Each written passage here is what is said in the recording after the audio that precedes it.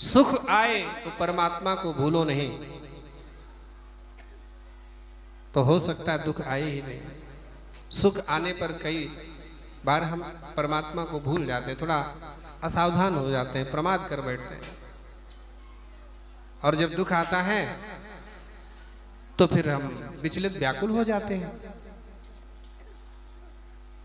बोले अगर पहले से ही उनके प्रति हम आस्थावान रहते, प्रार्थना करते, तो संभवतः ये दुख आता ही नहीं जीवन में।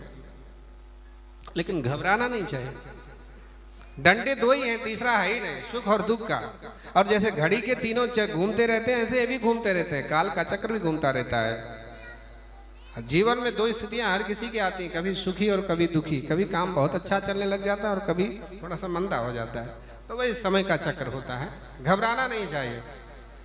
अगर ये समय नहीं रहा, अगर वो समय नहीं रहा, तो ये भी नहीं रहेगा, ये ध्यान रखना। और माँ पर अपने कर्तव्य को ईमानदारी पूर्वक करते रहो, अपने आराध्य को मन में बैठाल कर आगे चलते रहो। तुम्हें अगर संकट दुख आया है तो उसको सहन करने की शक्ति भी वही देगा। जो दर्द देता है दवा भी वही देगा। संकट भी वहीं से आता है और दवाई भी वहीं से आती है।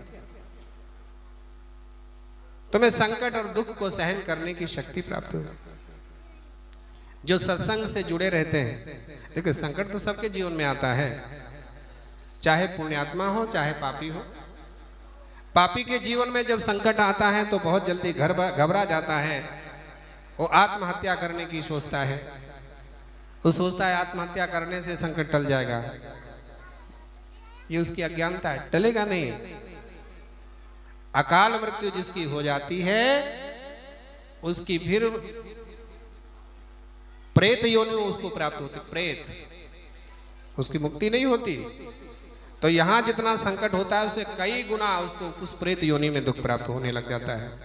खाने को मिलता नहीं, रहने को मिलता नहीं, इधर उधर भटकता रहता है, तड़पता रहता है, व्याकुल बेचैन रहता है।